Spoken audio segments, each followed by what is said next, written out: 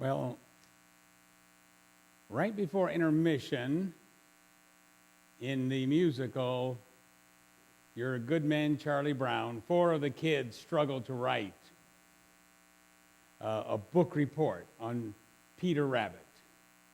Schroeder's sitting down and he says, the name of the book about which this book report is about is Peter Rabbit, which is about this rabbit. I found it I liked the part where it reminded me of Robin Hood. And the part where Little John jumped from the rock to the sheriff and Bonnie came back. And then Robin and everyone swung from the trees in a sudden surprise attack. And they captured the sheriff and all of his goods. And they carried him off to their camp in the woods. And the sheriff was guest at their dinner and all. But he wriggled away and he sounded the call. And his men jumped in and the arrows flew. Peter Rabbit did sort of that kind of thing too.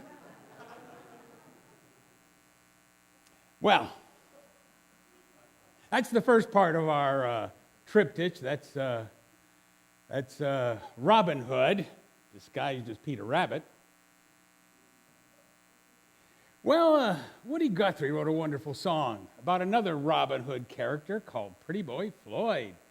Come gather round me, children, there's a story I would tell about Pretty Boy Floyd the outlaw. Oklahoma knew him well. 'Twas in the town of Shawnee on a Saturday afternoon. He had hitched up all the wagons, with his wife to town he rode.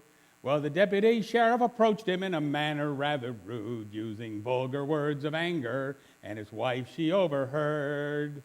Well, Pretty Boy grabbed a log chain, and the sheriff he grabbed a gun, and in the fight that followed, he laid that deputy down. And then it talks about how every crime in Oklahoma was added to his name, and then it says, many a starving farmer, the same old story told, how Pretty Boy paid their mortgage and saved their little home.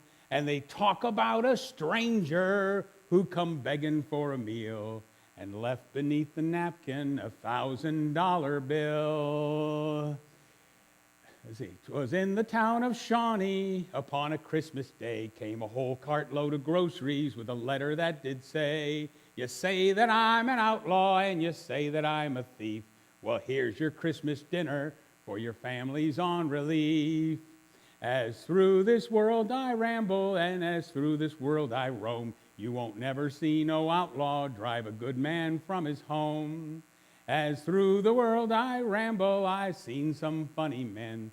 Some are going to rob you with a 6-gun. Some will do it with a fountain pen. Okay, so now we got Robin Hood. They don't always recognize him. Robs from the rich and gives to the poor. Now we got Pretty Boy Floyd right here. They don't always recognize him. Robs from the rich, gives to the poor. Now we got Jesus, who they don't always recognize.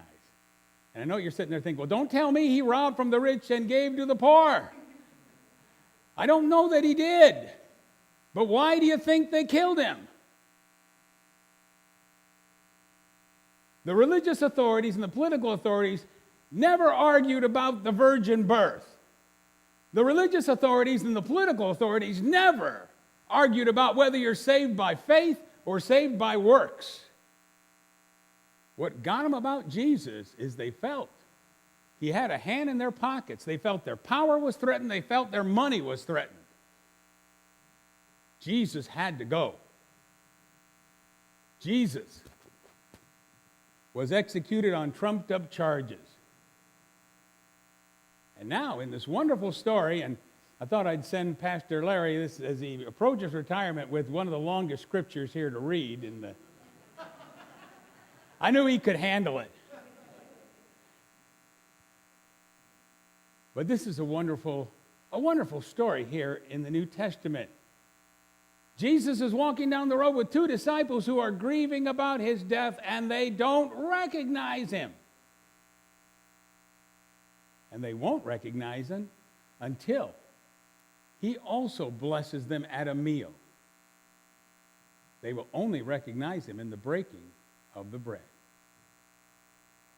This is a special story to me anyway. I think I was 3,000 miles from home, As a teenager in 1974,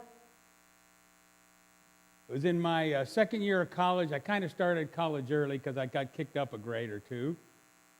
And I was reading the New Testament, very familiar to me. I was thinking a little bit about what was in there, feeling a little homesick, and reading this story, and it suddenly hit me like a ton of bricks. You know, it was kind of the light bulb moment. Jesus had been with me the whole journey. And as lonely as I might feel, I had an unseen companion who was there to comfort me and to stay with me so I felt safe. He was invisible in plain sight. And indeed, maybe that's why. Maybe that's why the disciples did not recognize him. Jesus was invisible in plain sight. You know, we're not very observant. This past week, ever since I cut off my beard, it was only nursery school kids that said, "You look different." I didn't have any grown-ups come up to me and say, "Oh, you got rid of your beard, did you?" Did you notice before now?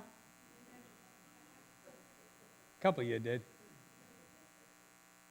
But here are two disciples, and this man is walking with him. And he says, "What is this word that you together are arguing about with each other as you walk? Because you look very sad." And Cleopas, one of the two, answers to him and says, "Are you the only one around Jerusalem, and you don't know what has been going on among us these days?" Now he's typed Jesus as somebody who isn't watching MSNBC, CNN, or Fox News, or any of those, who's stuck on ESPN and hasn't seen what's been happening in town these past few days. And they say it's regarding Jesus of Nazareth, who was a man who was a great, powerful prophet in word and in works before God and all the people.